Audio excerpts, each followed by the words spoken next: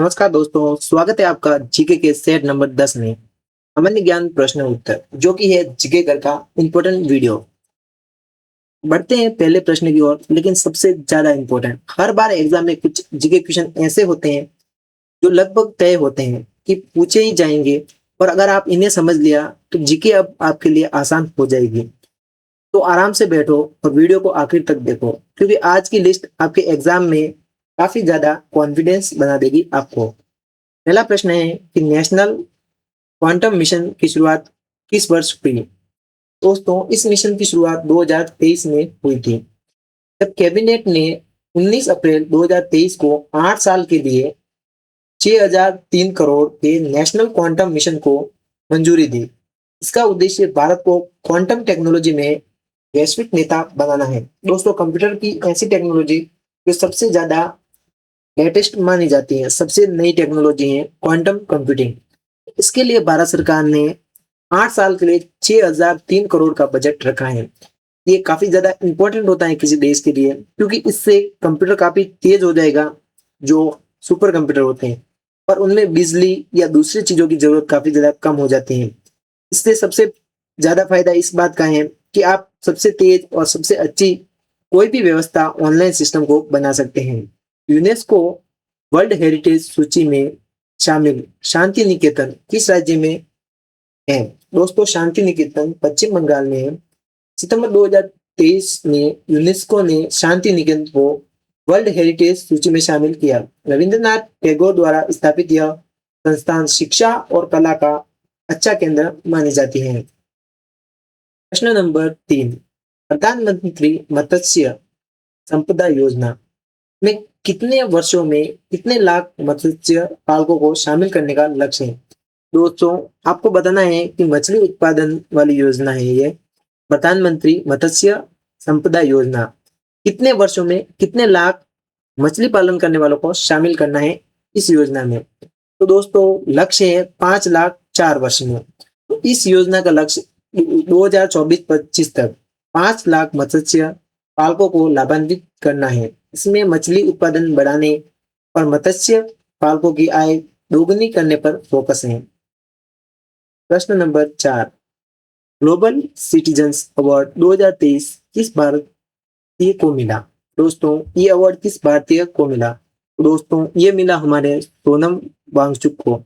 लद्दाख के शिक्षाविद सोनम वांगचुक को नवंबर 2023 में ग्लोबल सिटीजन्स अवार्ड मिला।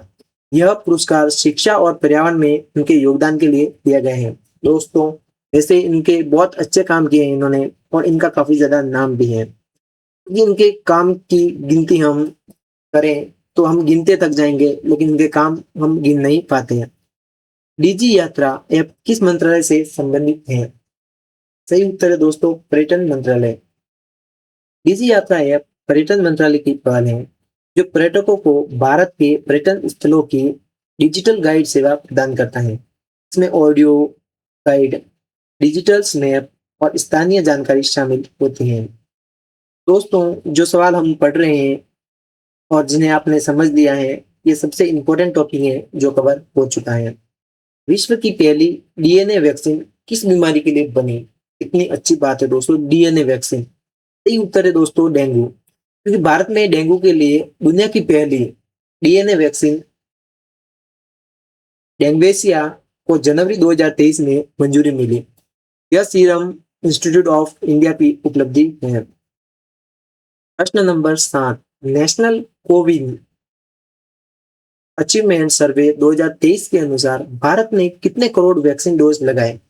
सही उत्तर है दोस्तों, 220 करोड़। डब्ल्यूएचओ की रिपोर्ट के अनुसार भारत में कोविन प्लेटफॉर्म के माध्यम से 220 करोड़ वैक्सीन डोज लगाए, जो एक वर्ल्ड रिकॉर्ड है, विश्व रिकॉर्ड है।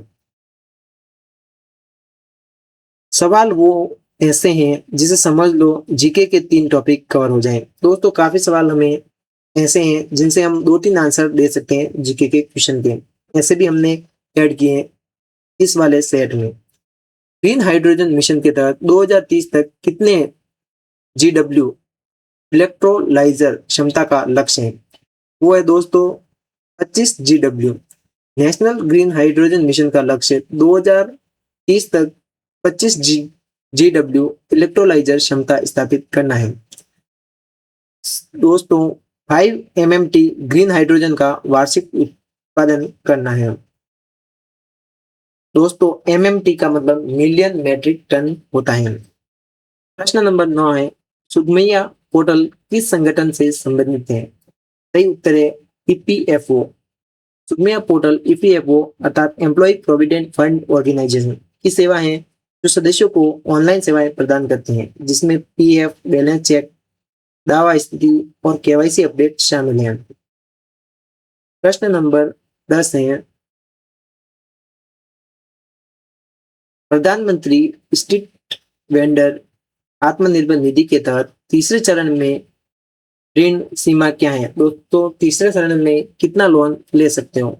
तो सही उत्तर है आपका 50,000, क्योंकि योजना के तहत पहले चरण में 10,000, दूसरे में 20,000 और तीसरे चरण में 50,000 तक का लोन दिया जाता है। इसमें डिजिटल लेन देन के लिए अतिरिक्त प्रोत्साहन भी मिलता है। तो दोस्तों ये थे जीके के टॉप क्वेश्चन जो हमेशा आते रहते हैं। ये तो कुछ नहीं है दोस्तों, हम बहुत ही अच्छी सीरीज और लाने वाले हैं अगले सेट में। आप तो समझ ही गए होंगे कि जीके मुश्किल नहीं, बस सही सवाल याद करने की बात है। अगर वीडियो मददगार लगी हो तो लाइक करें, कमेंट करें, कौन सा सवाल सबसे आसान लगा वो भी बता सकते हैं। अगला वीडियो मिस मत करना, क्योंकि ऐसे इंपॉर्टेंट प्रश्न उसमें भी होंगे। जीके सवाल जिन्हें इग्नोर नहीं कर सकते वो आपके लिए हम लेने आएंगे। चैनल को सब्सक्राइब करें, बेल आइकन दबाएं। अगर वीडियो पसंद आई है तो लाइक करें।